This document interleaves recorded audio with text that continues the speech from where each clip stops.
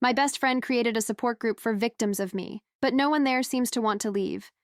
It started as a joke. She posted a story saying that being around me requires therapy, and a bunch of people reacted laughing. A week later, she created a Facebook group called Survived Laura. I joined just to understand what was going on, and found out the group had turned into some kind of club. They share stories about me, go through old screenshots, and ask for advice on how to deal with me. The problem is, some of those same people still message me every day, saying they love me. When I first saw the post, I laughed. It was my best friend Megan writing, "Being around Laura should come with a warning label. Survivors meet here." At first, it looked like a joke, one of those inside things only your closest friends understand. I even commented a laughing emoji. Everyone else did too. The post got over 100 reactions. A week later, someone sent me a screenshot. Megan had actually created a Facebook group called Survived Laura. At first, I thought it was just another joke, some private chat where my friends would exaggerate how dramatic I could be. I didn't think twice, but curiosity got me. I clicked join. The moment I got accepted, my chest tightened. There were over 60 people in there. Not strangers. People I knew. Classmates, coworkers, my cousin, even one of my exes. The description read, "For those who have experienced Laura and lived to tell the story." The first post I saw was from a girl I barely talked to in college. She wrote, "Does anyone else get anxious every time Laura texts them? I swear she drains my energy just by existing." Someone replied, "Yeah, she turns everything into a crisis." Another comment, "Classic Laura, plays the victim and then acts surprised when people distance themselves." I froze. My throat went dry. It didn't feel like a joke anymore. Scrolling down, I saw more, screenshots of old conversations, cropped photos of texts I had sent years ago, things I thought were private. They analyzed everything, what I said, what I didn't say, how I reacted when I felt hurt. It was like watching people dissect my personality with scalpels. And then there was Megan, my best friend. She was replying to all of it, giving context, sharing her own experiences, confirming things, even correcting people when they got details wrong. The comments weren't angry or hateful. That's what made it worse. They sounded fond, like people bonding over trauma. Except the trauma was me. One post read, "Remember when Laura cried at my birthday because she thought I didn't thank her enough? I should have known then." Another said, "She always wants to be the center of everything, but if you pull away, she'll make you feel guilty." They were describing me like I was a disease. But here's the thing that really messed with my head. Half of those people still texted me every day. They commented on my photos, sent me memes, asked me to hang out. Some even told me they loved me. So what were they doing in that group? Why pretend to care about me while sharing stories behind my back? I spent 2 hours reading.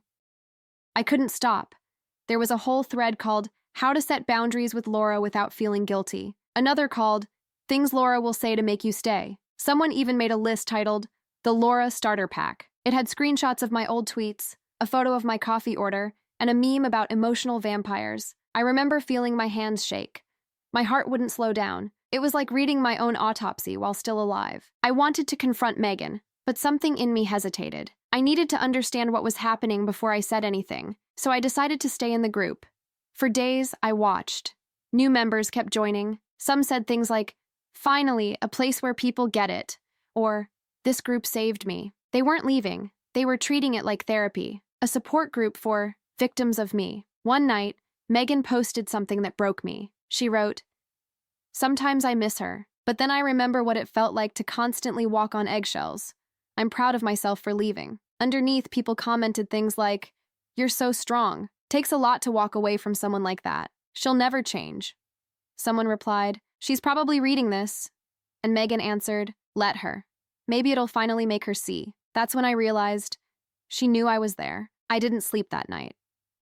I kept thinking about every memory we had, late night talks, the time she stayed with me after my dad's accident, the trips, the laughter. None of it felt real anymore.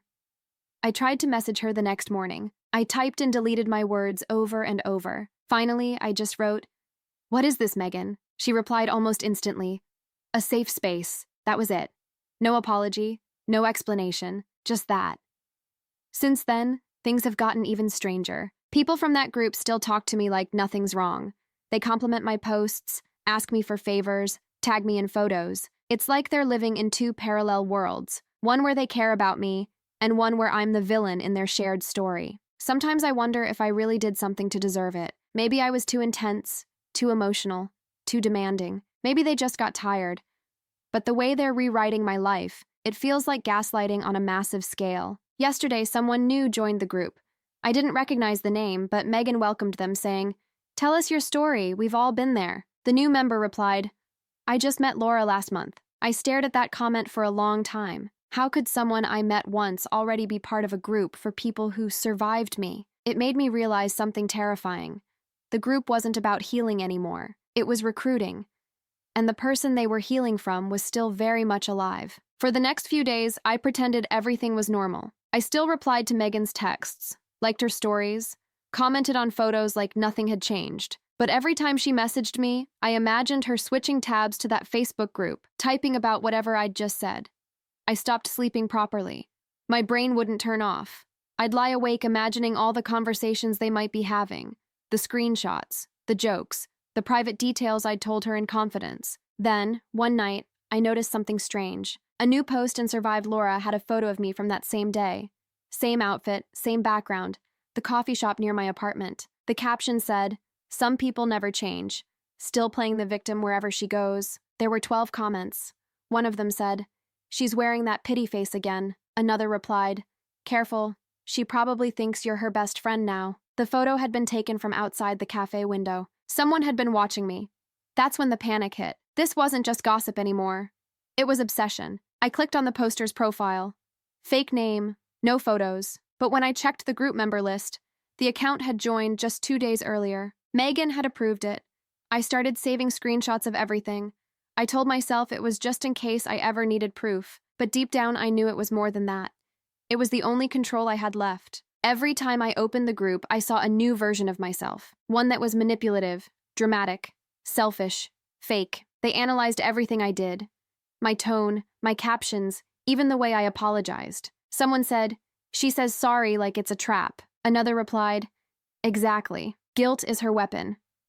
It made me start doubting my own memories. Was I really like that? Had Megan always felt this way? Then something even weirder happened. One of the girls from the group, Casey, messaged me privately. We'd been acquaintances for years, not close, but friendly. She sent a voice note saying, "Hey, just wanted to check on you. I know things have been weird online. Don't freak out, okay?" I didn't answer right away.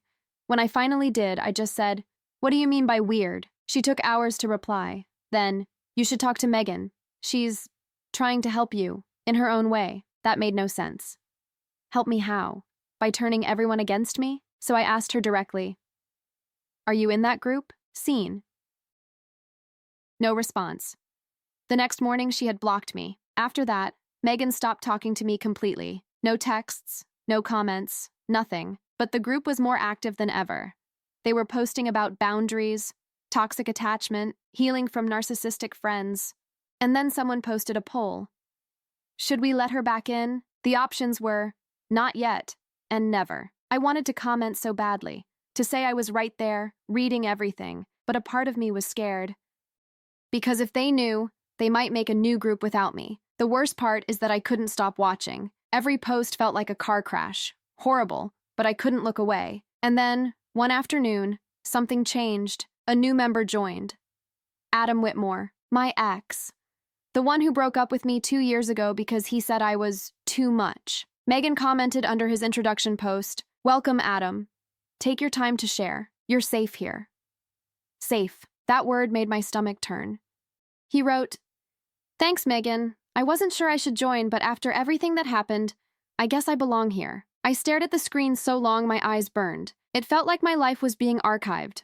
All my relationships turned into case studies. I clicked on Adam's profile and saw he'd recently liked one of my posts, a selfie, 2 days before joining the group, so he could still like me publicly, while privately comparing notes about me with my best friend. That's when something inside me snapped. I decided to find out how far this went, who was really behind it. Because Megan might have started it, but the way people treated that group, it was like a cult. The next day, I created a fake Facebook profile, new name, new photo. I joined Survived Laura using a different email. Megan accepted it within an hour. Inside, the group looked different from my view as Laura. They had private threads, hidden from regular members, sections labeled Stage 2 and Active Recovery. I clicked through and saw what looked like group therapy exercises, except all the examples were about me. Imagine Laura apologizes. What will you say? Laura texts you after a fight. How do you respond without guilt? They even had files uploaded, PDFs titled Recognizing Manipulative Cycles and Healing from Emotional Overload. One post caught my eye. It was pinned by Megan herself. Remember, Laura isn't evil. She's broken, but it's not your job to fix her. Hundreds of likes. That line hit harder than any insult could. I didn't know whether to cry or scream. Then I saw something worse. A comment from one of the moderators. We're planning an in-person meetup next month. Maybe it's time to share our stories publicly. They were talking about going public. For a second, I couldn't breathe. If they posted those screenshots, those private messages, I'd lose everything. My job, my friends, maybe even my reputation online. I closed my laptop and just sat there, shaking. If they wanted to make me their villain, maybe it was time to give them a real one. I didn't go to work for 2 days. I told my boss I had the flu, but really, I couldn't focus on anything except that Facebook group. I'd check it every hour, terrified they'd post something new about me. Each time I opened it, I half expected to see my face plastered on some awareness post. I knew I couldn't just keep watching. I had to do something. So I started digging. Through my fake profile, I messaged one of the moderators, someone named Kendra Ross. She seemed active and friendly, always the first to comment under Megan's posts. Her profile said she was a therapist, which made me laugh out loud. If she was, I doubted any real clinic would approve what she was doing. I wrote, "Hey, I'm new here, just trying to understand how this all works. How do you know Megan?" She replied a few hours later, "She's a friend of mine. We connected over shared experiences. You?" I typed back carefully, "Same. I've known Laura for a while. It's been tough. Megan's group has helped me a lot already." She sent a heart emoji. Then, "You'll learn a lot here.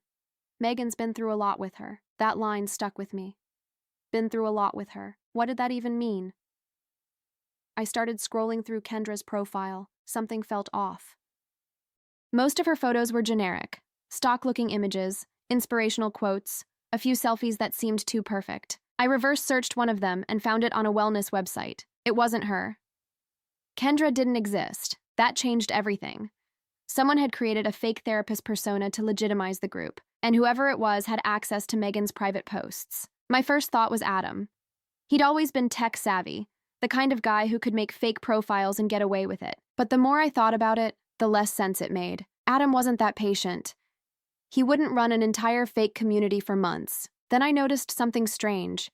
Every time Kendra commented on something, Megan would reply almost instantly, like they were always online together. I decided to test it. I sent Megan a text from my real account. Me. "Hey, I just saw a post that reminded me of you. Miss you." 5 minutes later, Kendra posted in the group. "It's so typical when toxic people try to reconnect once they feel ignored. Stay strong, everyone. Silence is power." My heart dropped. Megan was Kendra. It hit me like a punch. She wasn't just part of the group, she was the group. She'd built an entire echo chamber around herself, with fake profiles to back up her own version of events. Every therapist, every moderator, every new member who praised her might have been her too. The betrayal stung worse than anything I'd ever felt. But I didn't react. Not yet. I needed proof. I spent the next few days tracking patterns. The timing of her replies, the tone of her comments, the way Kendra and Megan used the same phrases. Stay strong, walk away, reclaim your peace. It was identical. She wasn't trying to help anyone. She was building a narrative, one where I was the problem and she was the savior. That night, I couldn't stop shaking. I paced my apartment, going over everything in my head. The way she told people I was manipulative, that I needed therapy, that she was protecting others from me. But what if that's exactly what she was doing now? Controlling everyone, one post at a time. The next day, I messaged her from the fake account again. Me, as the fake profile. "Has Laura tried to reach out to you again?" She replied within a minute. "Yes, she doesn't change. It's sad, honestly, but at least she can't hurt anyone here." That last line made my stomach twist. She didn't mean emotionally. I could tell. There was something darker underneath those words, like she saw me as dangerous, something to be stopped. I decided to confront her, but not directly. I made a post in the group from the fake profile. Sometimes I wonder if Laura even knows this group exists. Would she recognize herself in what we write? Dozens of people commented. Megan was one of the first. If she did, she'd deny everything. That's what people like her do. They turn truth into attack. I stared at her comment, reading it over and over. I realized she was preparing them. She wanted to make sure that if I ever tried to defend myself, no one would believe me. That night, I did something impulsive. I took screenshots of everything. The fake therapist profile, Megan's comments, all of it, and sent them to Adam. He didn't reply right away. When he finally did, it was one line. "You need to stop, Laura. This obsession is exactly why she started the group." I almost dropped my phone. She'd gotten to him too. That was when it hit me. I couldn't win this online. Megan had built a world where every move I made only confirmed her story. If I fought back, I was defensive. If I stayed quiet, I was manipulative. I couldn't play her game anymore. So I made a new plan. I was going to meet her in person. I waited 3 days before texting her. Just one message. "Can we talk?" One last time. No reply. Then, late that night, a message popped up. "Tomorrow, 6 p.m. at the park." Just like that. No explanation. When I got there, she was already waiting, sitting on a bench, scrolling her phone. For a moment, I almost turned back. But then she looked up, smiled, and said, "Hey," like none of it had happened. Megan didn't look nervous when I walked up. She smiled, slid her phone into her bag, and said, "You look tired." I laughed once, too hard. "You've been busy making sure of that." She sighed, like I was being dramatic again. "Laura, I'm not here to fight." "Then what are you here for?" I asked. "To see how your little fan club is doing?" For a second, something flickered in her eyes. Guilt, or maybe amusement. "It's not a fan club. It's a place for people who've been hurt. By me," I said. She didn't deny it. There were kids playing nearby, and the sound of their laughter made everything feel worse. Like I was watching a normal life I didn't have anymore. I sat down on the other end of the bench. "I joined the group," I said quietly. "I've seen everything." Her posture didn't change. She just crossed her legs and said, "I figured." "So you don't even care?" I asked. "You're okay with people sharing private conversations, screenshots, photos. They needed to see the patterns." She cut me off. "Sometimes you have to show people what manipulation looks like so they can heal." I stared at her. "Do you even hear yourself? You sound insane." She turned her head then, eyes locked on mine. "I sound free." Something about the way she said it made my stomach drop. She wasn't ashamed. She was proud. "I found out about Kendra," I said. "Your fake therapist account. Do you realize how messed up that is?" Her expression didn't change. People listen more when advice comes from someone with authority. You'd do the same thing if you wanted to be heard. "No," I said. "I wouldn't build fake people to agree with me." She tilted her head, studying me like she used to when we were still close, back when I thought she cared. "You really think this is just about me, don't you?" "It is about you," I snapped. "You created this." "It's about what you do to people," she said calmly. "How they walk away from you feeling guilty for leaving. How you always twist every story until you're the one who's hurt." I gave them a place to stop apologizing. My hands were shaking. "You're lying to yourself." She looked down at her hands, picking at her nails. "I used to think that. I used to think you'd get better. But you can't fix someone who doesn't think they're broken." The words hit harder than I expected. I wanted to argue, to shout that I wasn't broken, that she was the one rewriting everything. But then she looked at me, really looked, and said softly, "You drain people, Laura. You don't even mean to, but you do." I didn't have a response. For a moment, all I could hear was my pulse. She stood up. "I'm done being your emotional trash can." I almost laughed again, but it came out shaky. "Then why keep talking about me every day? Why build a whole world where I'm the villain? If you're done, be done." That stopped her. She blinked, like she hadn't thought about it that way. Then she said, "Because you still scare me." That broke something in me. "Scare you?" I whispered. "I've never hurt you." She nodded slowly.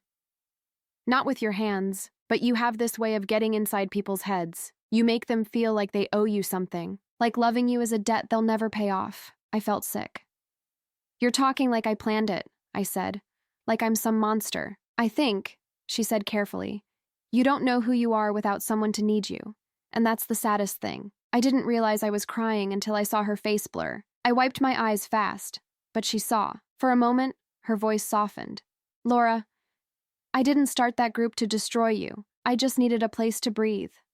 "Then why not talk to me?" I asked. Why turn it into this circus? She hesitated. Because every time I tried, you made it about you feeling attacked. You cried, and I ended up apologizing. The group was the only way I could say things without you twisting them. That last part stung because it was true, at least partly. I had cried. I did make things about me when I was hurt, but what she'd done wasn't healing. It was revenge disguised as therapy. I took a deep breath. Delete it, Megan. Please, just delete it. She looked away. I can't. It's bigger than you now. Something cold spread through me. What does that mean? There are hundreds of people in there now. Not all of them even know you. It's become about boundaries in general, about learning to say no. You're just the example that started it. I wanted to scream. I'm not an example. I'm a person. She flinched but didn't move. That's exactly what you said when I tried to leave the first time. We stood there in silence for a long time.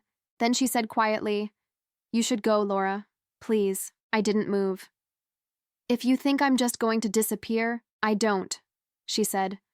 I think you're going to watch, and that's what will kill you. Then she turned and walked away. I stood there, shaking, until she was gone. That night, I logged back into the group. She'd already posted something new. Sometimes closure doesn't come from talking. It comes from choosing silence. Dozens of people commented hearts, and so true. I realized then that she wasn't going to stop. She didn't need me to reply anymore. She had an audience now, so I made a decision. If Megan wouldn't shut it down, I would. And to do that, I had to make the group turn on her. I spent the next few nights planning. I barely ate, barely slept. My laptop stayed open on the couch, the blue light washing over the walls while I stared at the group page. Every post, every comment, every small reaction, it all felt like a map I could use. If Megan wanted to control the story, fine, I'd write a new one. I started small. From my fake profile, I commented under random posts, things that sounded harmless. Does anyone else feel like the group's changed lately? I loved the early days when it was more about sharing, not just blaming. At first, no one replied. Then someone said, Yeah, it's starting to feel like we can't disagree with Megan without being called unhealed. That was the crack I needed. Over the next few days, I kept pushing. Little questions, tiny seeds of doubt. Isn't it weird that Megan always replies first? Or, I thought Kendra was a real therapist. Why did her profile disappear? More people started asking the same things. They didn't know Kendra was Megan, but they sensed something was off. One woman even wrote, I thought this group was about supporting each other, not worshiping one person. The post stayed up for 10 minutes before Megan deleted it, and that was all it took. Once people noticed she'd started censoring things, they got suspicious. I watched the tension grow like a fire. The next day, I made a new post, long and emotional from the fake account. I just want to say I came here to heal. But sometimes it feels like Megan wants us to stay angry forever. Isn't that the opposite of recovery? The comments blew up. Dozens of people agreed. Others defended her. It turned into chaos. I sat there smiling, heart racing, watching her control slip away one comment at a time. Then Megan finally responded, If people can't handle accountability, maybe this isn't the right place for them. The tone was cold, defensive, nothing like her usual supportive posts. It made her look bad. Perfect. I kept watching for hours. People started messaging each other privately, forming sides. Some were leaving the group entirely. Others demanded explanations about Kendra. By midnight, Megan had posted again, a long, rambling message about betrayal and fake accounts trying to ruin safe spaces. It was almost poetic. She didn't realize the fake account she was blaming was sitting there, watching her unravel. For a moment, I felt powerful. Then I felt disgusted with myself, because the truth is, I wasn't doing this just to clear my name. I wanted her to hurt. I wanted her to feel the same humiliation I'd felt scrolling through that group the first time. I told myself I was exposing the truth, but really I was becoming exactly what she said I was. Manipulative, obsessed, impossible to let go. Still, I couldn't stop. The next day, I messaged one of the original members, a woman named Jessie. She'd posted a lot about healing and boundaries, and she seemed rational compared to the rest. Me, as fake profile. Do you ever think Megan enjoys the attention too much? Jessie. I've been thinking that. She talks about letting go, but she keeps bringing Laura up. It's weird. Me. What if she made up some of the stories? Jessie. You think so? I didn't answer right away.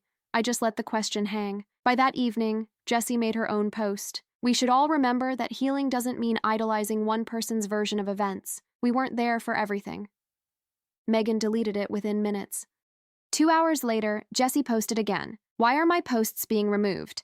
This is supposed to be a support group, not a cult. Hundreds of comments flooded in. People demanded transparency. Someone wrote, Megan, you owe us an explanation. It was chaos. And for the first time in months, the chaos wasn't about me. I refreshed the page again and again, waiting for her next move. Nothing. No comments, no likes. She'd gone silent. Then, out of nowhere, a notification popped up. Megan had sent me a message on my real account. Megan.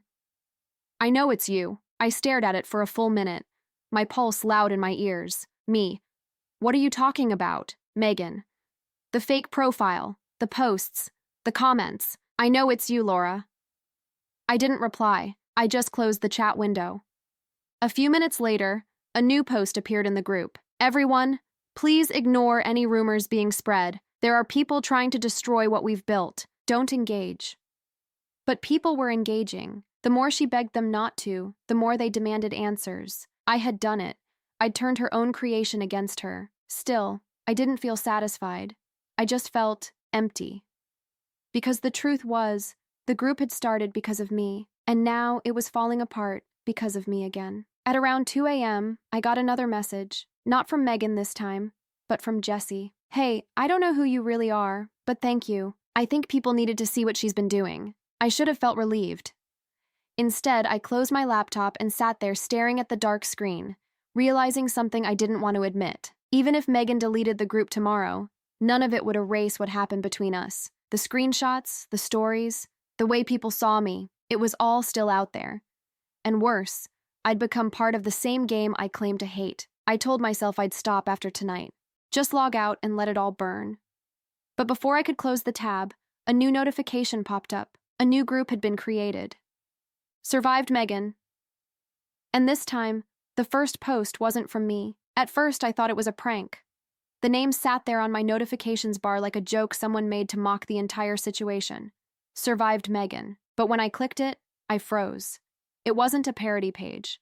It was a full-on mirror of Survived Laura. Same layout, same tone, even the same group rules. Except this time, she was the subject. The description read, for anyone who's been emotionally manipulated by Megan Hart, you are not crazy.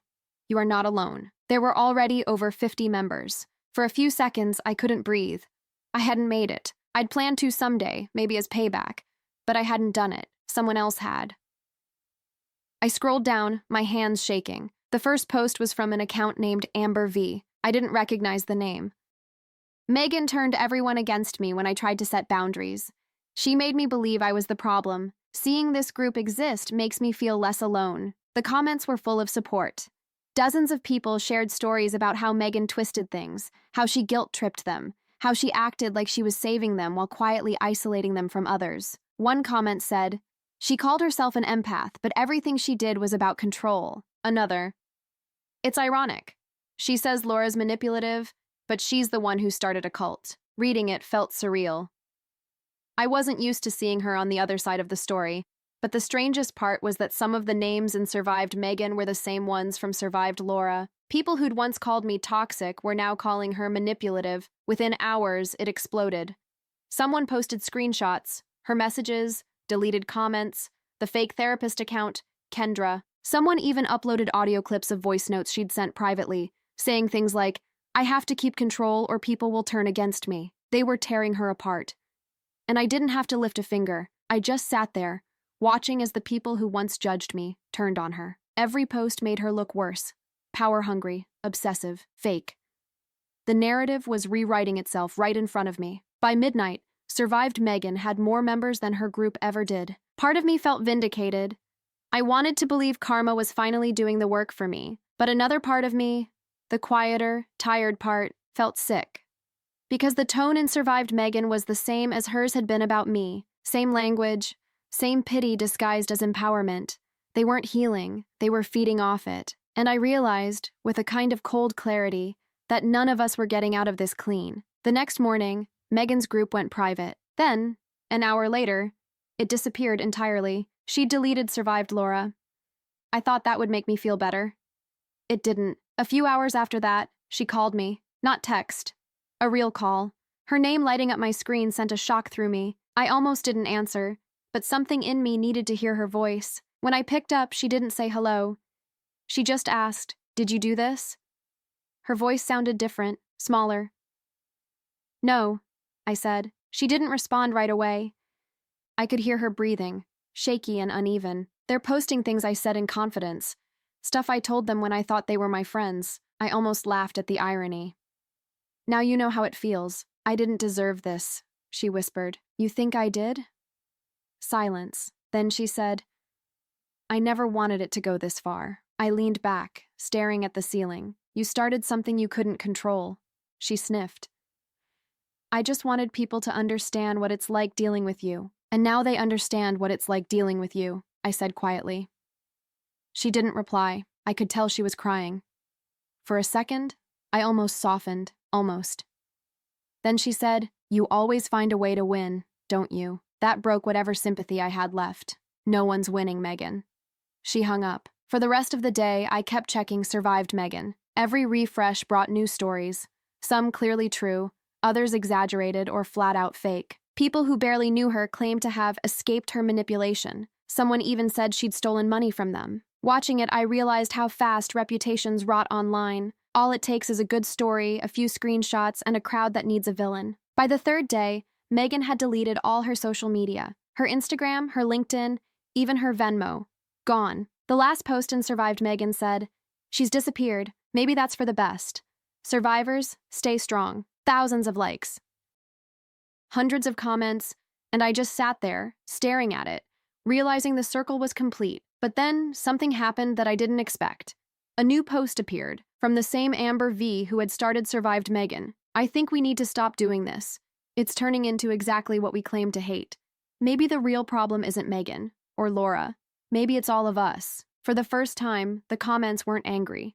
They were confused, thoughtful, quiet. And for the first time in weeks, I closed the laptop without feeling the need to check again. That night, I sat in my apartment with my phone off, no notifications, no noise, just silence. I should have felt peace. But all I could think about was how easy it had been to destroy each other, and how none of us ever really survived anyone. 2 weeks passed without a single post from Survived Megan. No updates, no comments, nothing. The group still existed, but it felt like a ghost town. People had moved on, lost interest, or realized how ugly things had gotten. I tried to move on too. I went back to work, muted my notifications, deleted every screenshot I'd saved. I even blocked half the people who'd been part of either group. But the quiet didn't last. One afternoon, while scrolling through a new Facebook recommendation feed, something caught my eye. A group called Healing from Emotional Entanglements. The name was neutral, almost innocent. No mention of me or Megan. The profile picture was a soft pastel graphic that said, "Choose peace." Curiosity got me. I clicked it. The admin's name was Harper Ellis. No photo, just a quote in the bio. "Empaths attract chaos. Boundaries protect peace." The writing style, calm, reflective, sprinkled with little emotional slogans, it was familiar. Too familiar. I scrolled through the posts. Most were generic advice about toxic attachments, recognizing emotional cycles, and breaking free from control. But then I saw one that made my stomach drop. "Some people mistake intensity for love. Be careful. Those who cry hardest when you leave are often the ones who hurt you most." That was almost word for word something Megan had written in Survived Laura. I clicked on Harper Ellis. The account was new, barely 3 days old, but already had hundreds of followers.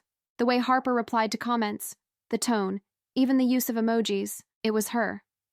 Megan was back. I stared at the screen for a long time, half disgusted, half impressed. She hadn't learned anything. She'd just rebranded. Except this time, she wasn't naming names. She'd gone broader, a self-help community instead of a personal vendetta. Still, the message was the same. Protect yourself from people like me. I joined the group under my fake profile, more out of habit than plan. I wanted to see how far she'd go this time. Inside, it was exactly what I expected. Carefully curated vulnerability, polite comments, people sharing heartbreak stories, while Megan, Harper, replied with perfectly worded empathy. I scrolled for nearly an hour before realizing she hadn't just rewritten herself, she'd rewritten me. One post read, "I once had a friend who thought apologies erased harm. She never understood that change means silence. not words. It didn't use my name, but everyone who knew our story would understand. It was me again, the unhealed friend. And worse, people were eating it up. Comments like, "Harper, this hits so deep. You always know how to explain what I can't put into words." I closed my laptop, shaking. It was happening again. Not as a war this time, but as a narrative. Megan didn't need a group of haters anymore. She just needed followers. That night, I sat in bed scrolling through her posts over and over. Part of me wanted to expose her again. Another part knew it wouldn't matter. She'd just make another name, another page, another version of herself. The next morning, I got a message from an unknown number. "You're mentioned again. Thought you should see it." There was a link to a Reddit thread titled, "How to Heal After a Friendship with a Narcissist." The username that posted it was "You Are Healing Harper." I clicked it, even though I knew I shouldn't. The story was long, detailed, emotional, written in that same voice she used when she wanted people to feel sorry for her. She told the story of a friend who made everything about herself, who cried to stay relevant, who joined support groups just to spy. I didn't have to guess who that friend was. And then I saw the part that made my hands go cold. I won't say her real name, but she's reading this. She always reads everything, and I want her to know, I forgive you. I threw my phone onto the bed. My whole body was shaking. She'd found a new way to control the story, not through hate this time, but through forgiveness. I didn't know what to feel. Anger, guilt, relief, all of it hit at once. I didn't respond publicly. I didn't comment or message her. I just sat there thinking about how no matter what I did, she would always find a way to make me part of her narrative. But later that night, I did something I hadn't done before. I made my own post, not from the fake profile, but from my real account. No screenshots, no names, no accusations, just a few lines. Sometimes people will write stories about you. Sometimes they'll call it healing. But you don't have to spend your life defending your side. Just live it. It didn't go viral. Hardly anyone liked it. But for the first time, I didn't care. I logged off, turned off my phone, and sat in the dark. For once, I didn't feel the urge to check what anyone else was saying. Maybe that was my version of survival. At least until I got the next notification, a new message request. From a name I didn't recognize, Amber V. "Hey, Laura, I think we need to talk about Megan. There's something you don't know." When the message came through, I almost ignored it. I'd promised myself I was done with all of this. But the name, Amber V, was the same one that had started Survived Megan. "Hey, Laura. I think we need to talk about Megan. There's something you don't know." I stared at it for a long time, then typed back one word. "What?" A few minutes later, another bubble appeared. "Not here. Can we meet? Somewhere public, please." My stomach tightened. I didn't owe this stranger anything, but curiosity always wins with me. I told her to meet me at a coffee shop downtown, the same one from that first photo someone had posted of me months ago. When I got there, I spotted her immediately. Early 30s, dark hair pulled into a low bun, nervous energy all over her. She looked like someone who hadn't slept much either. She stood when I approached. "You're Laura," she said, almost whispering it. "Apparently the original villain," I said. She gave a small, exhausted smile. "Same." We sat. I expected drama or accusations, but she didn't look angry. Just tired. "I knew Megan years ago," she started. "Long before you. We worked together at a nonprofit. She did the same thing back then, just on a smaller scale." I leaned in. "What do you mean?" "She'd pick someone to help. At first, you think she's the only person who understands you. Then she starts telling everyone how hard it is to be around you, how she's holding space for your chaos. Eventually, the whole group turns on you, and she walks away looking like the savior. It felt like hearing my own story told in another voice. So, Survived Megan. That was payback?" I asked. Amber shook her head. "No, it started as a warning. I saw what she did to you and realized she was about to do it again, just online this time. I wanted to stop her. But it spiraled, just like your thing did." I sat back, trying to process it. "You used me," I said quietly. "You used my name to start another war." She winced. "I didn't mean for it to blow up. People needed somewhere to vent. But then they started making things up, and it got ugly. I lost control." "Of course she did. We all had. I thought if I showed you what she'd done to others, maybe you'd stop chasing her," Amber said. "But she's already rewriting everything. She's using a new name now, right?" "Harper Ellis," I said. Amber nodded. "She's always had backups. It's like she plans her next life before she burns the current one down. The words made my chest ache. She's dangerous, Laura, not because she lies, but because she believes every version she creates. I didn't answer. My mind was spinning with the idea that Megan had done this before, probably more times than either of us knew. Amber lowered her voice. She'll reach out to you again. She always circles back to the people she can't fully erase. When she does, don't engage. Don't try to prove anything. Just disappear. That last part hit hard. That's what everyone keeps telling me. To disappear. Amber looked at me sadly. Then maybe that's the only way to win. We sat there in silence. Outside, cars moved past the window. Normal people living normal lives, untouched by online confessionals and fake empathy. When we stood to leave, she handed me a folded piece of paper. I printed something, she said. Her old usernames, old emails. If she starts again, you'll know it's her. I didn't want to take it, but I did. Back home, I opened the paper. Dozens of names, all slightly different. Harper Ellis, Kendra Ross, Megan Hope, Ellie Hart. She'd been running these cycles for years. At the bottom of the list was one more, Amber V. For a moment, I thought it was a mistake. Then I looked closer. Same format, same email structure as the others. My hands started shaking. I pulled up the Facebook page for Survived Megan. The account Amber V had been created only 3 months ago. Before that, no history, no friends, no photos. I texted the number she'd messaged me from. Who are you really?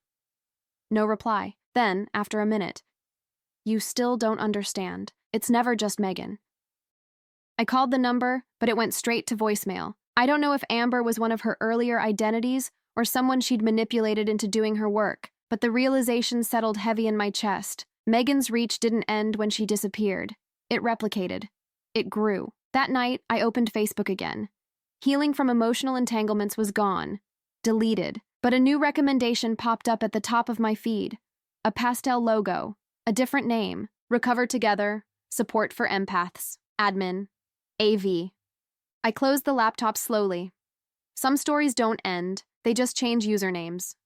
For 2 days, I tried to pretend I hadn't seen it. I muted the notification, shut my laptop, buried myself in work. But I kept thinking about that pastel logo and the initials AV at the top of the page. I told myself it could be coincidence. Maybe AV wasn't Amber V. Maybe I was seeing ghosts where there weren't any. By the 3rd day, I gave up pretending. I logged in and joined Recover Together. Support for Empaths. The first thing that hit me was how normal it looked. No personal stories, no drama. Just a feed of quotes and gentle advice. Boundaries are not walls. Healing isn't revenge. Don't let someone's chaos become your identity. It was clean, calm, safe. Too safe. Then I noticed the structure. Members weren't allowed to post freely.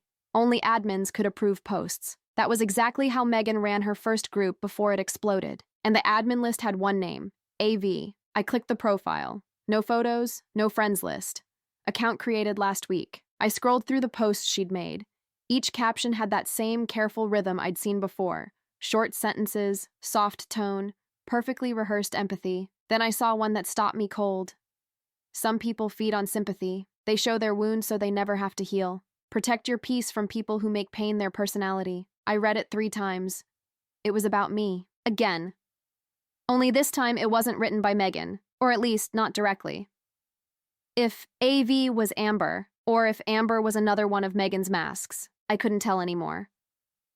That night, I started digging. The page had around 4,000 members already. I clicked through their profiles, searching for patterns, location, shared friends, old names. Some looked familiar from the first groups.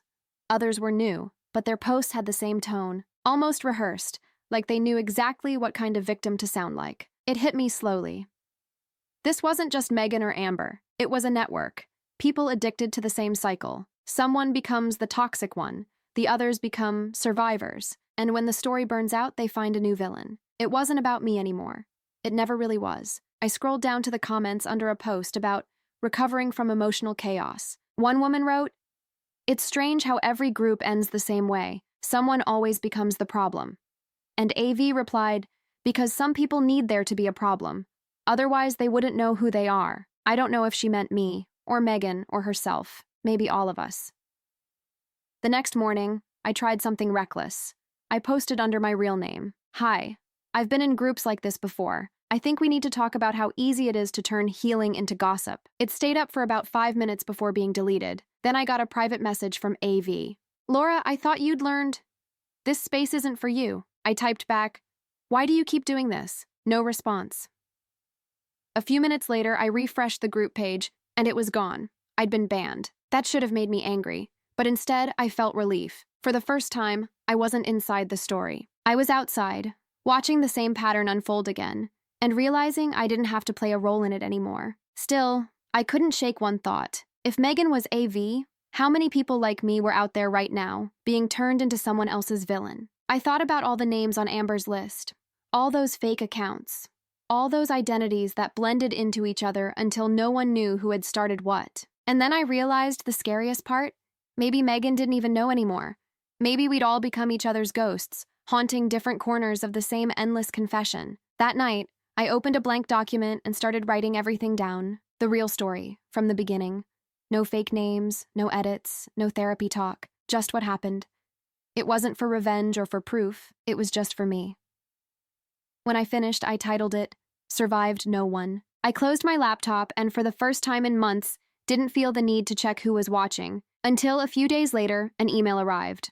No subject line. The body of the message said only, you can't heal what you keep writing about. No sender name, no reply address, just those words. The message was short, but it crawled under my skin and stayed there. You can't heal what you keep writing about. No sender, no header trail. I tried to trace it, copying the raw data, searching the IP, anything. But it led nowhere. Some relay server from overseas, completely anonymized. I told myself it was probably spam, or maybe some automated message triggered by the keywords in my document. But deep down, I knew better. Someone had read it, and the only person who could have known that I'd written anything was me. That night, I unplugged my router, turned off my phone, and still felt watched. The next morning, when I turned the Wi-Fi back on, I had a new follower on my private Instagram. Username, Recover Together, admin. The profile photo was the same pastel swirl from the last group. No posts, just the bio. We see you. I blocked it immediately, but my stomach stayed tight all day. By evening, I'd convinced myself to go to the police, or at least to a tech security guy at my office who knew how to trace accounts. But halfway through writing an email to him, I stopped. What was I going to say?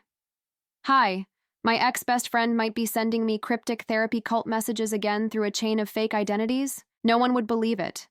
And even if they did, there was nothing illegal about it. It was just words. Still, I couldn't sit still. I opened my laptop again, pulled up my document, Survived No One, and read it from the top. Halfway through, something caught my eye. A new line had appeared at the bottom that I didn't write. You're still part of the experiment. I slammed the lid shut so hard the screen flickered. I unplugged everything again, checked the locks, and sat on the floor with my back against the door. My heartbeat wouldn't calm down. An hour later, curiosity beat fear. I turned the laptop back on. The line was gone. I didn't know if it had actually been there or if I'd imagined it. My memory felt unreliable now, like every tab I opened rewrote itself. At 2 a.m., my phone buzzed with a text from an unknown number. Stop deleting. It's proof. I didn't answer. I turned the phone face down on the table and tried to breathe. A few minutes later, another text came through. Meet me tomorrow, same park, noon. No name. I knew it could be Megan, or Amber, or someone pretending to be either, but I went anyway. The park looked the same as last time. Kids playing, dogs running. I sat on a bench and waited. 20 minutes passed before someone approached. It wasn't Megan. It wasn't Amber either. It was a man, maybe mid-30s, wearing a gray hoodie and glasses. He stopped a few feet away. You're Laura, he said, like it was a fact he already knew. Who are you? I asked. He didn't answer right away. You wrote the document. I nodded slowly. He sat on the opposite end of the bench. You think this started with Megan? I didn't like the way he said think. What do you mean? He looked straight ahead, not at me. These groups, Survived Laura, Survived Megan, Recover Together, they're part of a pattern. Different names, same structure.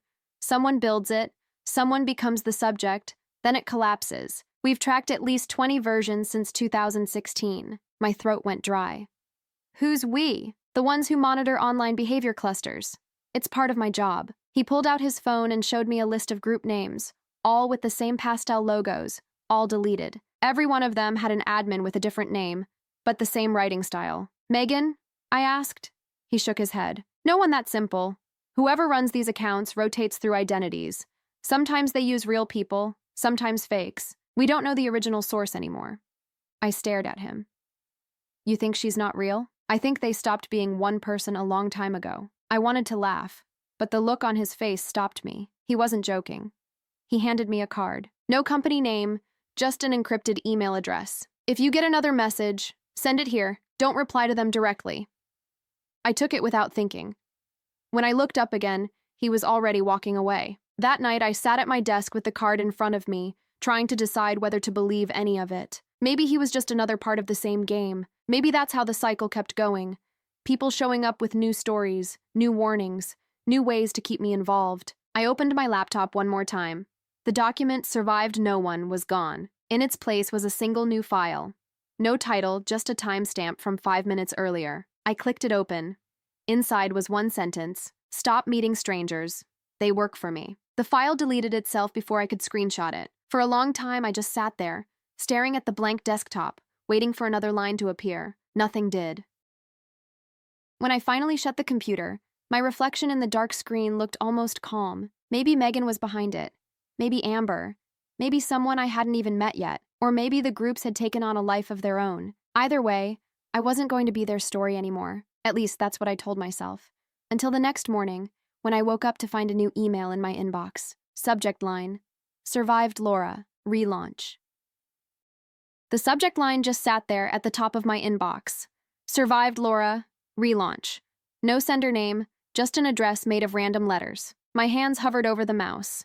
I knew opening it was a mistake, but of course I clicked. "Welcome back, survivors. We're rebuilding the space. We've learned from the last cycle. This time, no hate, just honesty. If you'd like to share your experience with Laura, please reply with a short reflection. Anonymous submissions will be posted starting next week." Attached was a photo of me, cropped from a picture I'd deleted years ago. My chest felt hollow. I checked the timestamp, sent at 3:17 a.m. while I was asleep. Someone still had copies of things I'd erased. I almost deleted it right away, but another line at the bottom stopped me. "If you don't reply, your silence will be considered confirmation." That wasn't an invitation. It was a trap. I sat staring at the screen until the sunrise turned my blinds gray. By the time I left for work, I'd convinced myself to do the one thing I swore I wouldn't: answer. Not from my main account, though. I opened a new email and wrote, "Who is this? What do you want from me?" No greeting, no emotion. Send. The reply came an hour later. "Just your truth, nothing else." I forwarded the whole thread to the address on the plain card the man in the park had given me. Within minutes, he called. "Don't engage again," he said. His voice was tense, clipped. "That message wasn't from us, and it's not a real relaunch. Whoever's behind it is testing to see if you'll still respond." "Testing?" I asked. "They feed on attention. Every reply gives them material. Do not give them anything." He hung up before I could ask who they were. I tried to follow his advice, but by night the email had spread. People I hadn't heard from in months were posting vague comments online. Old classmates, coworkers, friends of friends. Phrases like, "Some people never learn," and "Healing means warning others." It was happening again, faster this time, like the internet itself remembered the rhythm. I created a new social account under a random name and started digging through the posts that mentioned me. Each one linked back to a single source, a page calling itself The Cycle Project. The profile photo was the same pastel pattern. The admin's name? LH. For a moment, I couldn't breathe. My initials. The first post said, "Phase 11 begins. Subject acknowledged message. Containment ongoing." I scrolled further. There were screenshots from my emails, my texts, even drafts from the document that had vanished off my laptop. Whoever ran this account had access to everything. Another post read, "Objective. Observe response to narrative repetition." That was when I understood. This wasn't just Megan anymore. This was bigger, colder. An experiment, or someone pretending it was one.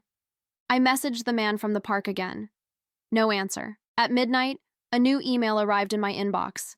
This one from the same blank address as before. "You asked what we want. We want you to stop trying to end the story.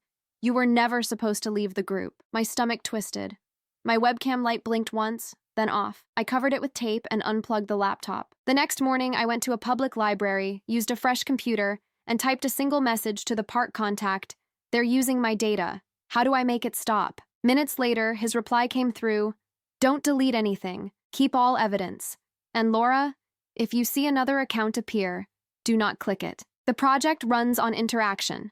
Starve it. I logged off immediately. Outside, the city looked painfully ordinary. People walking dogs, buses passing, sunlight catching glass. I tried to breathe like them, live like them, but every vibration from my phone made me flinch. That night, before I went to bed, I checked my email one last time. No new messages.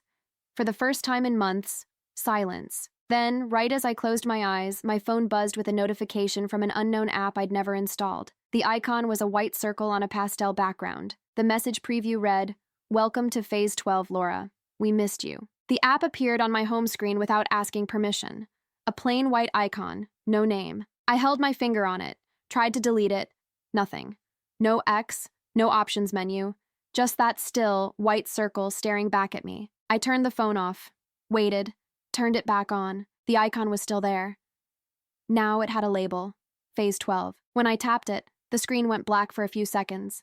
Then a single sentence appeared. "Hello, Laura. You are not the only one." Then another line loaded underneath. "Do you consent to participate in the next stage?" There were two buttons, yes and exit. I didn't touch either. I closed the phone again, but even through the dark screen, I thought I could see faint white light pulsing from under the glass. I put it face down and tried to think. Maybe the man from the park had planted it somehow. Maybe this was his way of tracking the Cycle Project. Or maybe this was the Cycle Project. When I opened the phone again, a notification slid across the screen. Inactivity detected. Resuming anyway. The screen flashed once, then showed a feed, just like a social network. Dozens of profiles with usernames that looked like initials. MH, AV, KR, HE. Every one of them had the same pastel background. Each profile listed a case subject. Mine said LH, active. At the top of the screen, a message scrolled by like a ticker tape. Phase 12 will measure narrative persistence following intervention collapse. I didn't know what that meant. Then a new line appeared in red. Live observation. Laura Hart. Hart. That wasn't my name. But it was close enough to make my stomach clench. I turned the phone off, wrapped it in aluminum foil, shoved it into a drawer. It sounds paranoid now, but at that moment it was the only thing that felt safe. For hours I sat there replaying everything. Megan, Amber, the man in the park, the emails, the documents. What if none of them were separate people? What if every single identity was just a different mask built by the same system, one that needed me to keep reacting so the story could keep running? By midnight, I couldn't stand the silence anymore. I went back to the drawer, unwrapped the phone, and opened the app again. This time, it skipped the greeting. It showed a live chat window. System. Do you remember when you first read about yourself? Me. Who is this? System. The writers. Me. Writers of what? System. Everything. Then the chat disappeared. A new window opened, a scrolling feed of comments. People were discussing me in real time, analyzing my choices, debating whether I'd learned empathy yet. Their profile photos were blank. Their tone was casual, like they were watching a show. She's the most responsive subject so far. Classic merge behavior. Notice how she creates villains to avoid stillness. Do we archive her after this phase? I dropped the phone.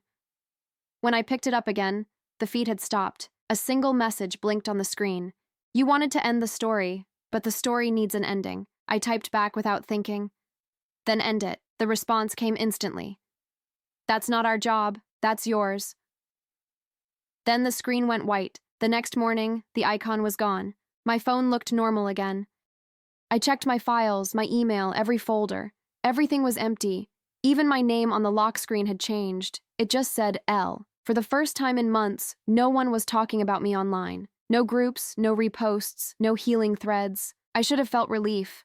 But it didn't feel like freedom. It felt like erasure. I spent the day walking through the city, waiting for some sign that the world still knew who I was. Nothing. No calls, no messages, no reminders. By evening, I opened a new document and started typing from memory. I wrote about Megan, about Amber, about the park, about the app. When I saved the file, the cursor blinked once and froze. A new line appeared at the bottom, automatically typed by someone. Or something else. Phase 13 begins when you share this. My fingers hovered over the keys. If I posted it, If I told anyone, would that mean I was starting it all over again? I deleted the line and closed the file. But when I looked at my reflection in the dark screen, I swear I saw someone behind me, smiling, holding a phone with the same white circle glowing on it. For the next few days, I tried not to touch any screen. No phone, no laptop. I bought a paper notebook and started writing by hand because ink felt safer than pixels. But even on paper, I could feel it, the pull to keep the story going. Every sentence about Megan or Amber or the Cycle Project felt like an invitation for something to start watching again. On the third night, there was a knock on my door, 3 quick taps, then silence. When I looked through the peephole, no one was there, but an envelope sat on the floor. No name, no address, just a sticker of that white circle. Inside was a single sheet of paper. "We read your handwritten pages. You don't understand what this is." I dropped it. The edges of the paper were damp, like someone had held it too long before sliding it under my door. I forced myself to pick it up again and flipped it over. There was an address scribbled on the back, an old office building on the edge of downtown. Underneath, 3 words: "If you want answers." I told myself not to go. But that night, I went. The building looked abandoned. Tall, cracked windows, an old security sign half peeled off the glass. The door was unlocked. Inside, the air smelled like dust and paper. A single hallway led to a room with flickering lights. Computers lined the walls, old monitors displaying blocks of text. Every screen showed a different story, different names, different people. Some I recognized: Survived Megan, Healing from Emotional Entanglements, The Cycle Project. Others were new. In the center of the room sat a woman. She wasn't Megan. She wasn't Amber. She was older, quiet, eyes on the screen in front of her. "You shouldn't be here," she said. "Then stop me," I replied. She turned to face me. "We don't stop anyone. We document." I took a step closer. "Who's we?" "The writers," she said. "We build the frameworks. The groups grow on their own." I felt cold. "You're telling me you made this? All of it?" She nodded once. "The program started as a study. We wanted to see how long a digital story could sustain itself if we gave it conflict and an audience. One subject becomes the villain, another the survivor. It should have stopped after phase 4. My throat tightened. "You used real people." Her eyes flicked toward me. "We didn't choose the names. The system found them." I stepped back. "So Megan, she was chosen because of proximity. You were the perfect opposite. Too expressive, too reactive. The algorithm connected you. After that, we only observed." I wanted to scream, but my voice came out small. "You ruined my life for an experiment?" She looked almost sad. "You gave the story life. Without you, it would have collapsed." I stared at the monitors. On one of them, I saw my name, my full name, at the top of a file labeled Phase 12 Summary Report. Under it, a new heading: Proposed Subject for Phase 13 MH, Megan. I pointed at it. "You're doing it again." "It's already begun," she said. "The system reassigns roles once a subject disengages." "Turn it off," I said. She shook her head. "It doesn't work that way anymore." I stepped forward, yanked the power cable from the wall. The lights flickered out. The screens went dark, all but one. A white circle glowed in the middle. Then words appeared. "Termination detected. Switching to manual continuation." The woman's face went pale. "It's self-writing now," she whispered. Another line appeared. "Laura Hart assumes narrative control." The monitor began typing on its own. Phase 13. The writer returns. I ran. I didn't stop until I was back in my apartment, shaking, covered in dust from that building. My notebook sat open on the table, blank except for one sentence in my handwriting that I didn't remember writing. "The story can't exist without you." I tore out the page, threw it away, unplugged everything. But when I looked at my phone, the one I'd wrapped and hidden, the white circle had returned. And beneath it, a new message. "Phase 13 is yours, Laura. What happens next is up to you." The white circle blinked once and went still. I sat on the floor watching it, heartbeat steady for the first time in days. Maybe I was past panic. Maybe I was just empty. If the system wanted a story, it was going to get one. But this time, it would be mine. I took a clean notebook, wrote a single word on the first page: start. Then I wrote every rule I could remember from what they'd told me, the things that made the cycle keep spinning. Someone has to play the villain. Someone has to play the healer. The story must keep moving. The subject must respond. When I finished, I stared at the list and drew a thick line through every rule. No villain, no healer, no story, no response. The next morning, I went back to that building. It was empty. The computers were gone, the desks stripped bare, even the wires in the walls pulled out. Only one thing was left, a note taped to the door. If you delete the story, it rewrites you. I laughed out loud, the sound echoing in the hallway. Let it try, I said. At home, I opened my laptop and the familiar file popped up on its own. Phase 13, the writer returns. Instead of deleting it, I started typing over it, page after page of nonsense, broken letters, symbols, anything that would corrupt the data. When I saved, the system froze. A line appeared at the bottom. Error, undefined subject. Then, for the first time, the circle went dark. I stayed offline for a week. I expected someone to contact me. Megan, the man from the park, whoever was left. No one did. When I finally turned my phone back on, it was blank. No contacts, no apps, no photos, just one new text. Congratulations, Phase 13 concluded. I didn't answer. I dropped the phone in a drawer and left it there. Months passed. Sometimes I still saw people online talking about toxic friendships or survivor communities. None of them mentioned me. None of them mentioned Megan. The world had moved on. I moved too. Different city, different job, no social media. Every once in a while, I'd see the white circle appear in my dreams, silent, pulsing, waiting for a response. I'd wake up sweating, remind myself it wasn't real, and go back to sleep. One evening, while cleaning out an old box, I found the first thing Megan had ever given me, a photo of us from college. On the back, she'd written, "If we ever stop talking, promise me we'll write about it instead." I almost smiled. Maybe she'd been right, in a twisted way. Writing about it was the only thing that had kept me sane. I tore the photo in half, then threw it away. Later that night, as I was closing my laptop after finishing some work, a notification popped up in the corner of the screen. No app name, just a single message. Phase 14 initiated. Subject, reader. For a long moment, I just stared at it. Then I shut the laptop and let the room go dark. Maybe the story never ends. Maybe it just waits for someone else to open it.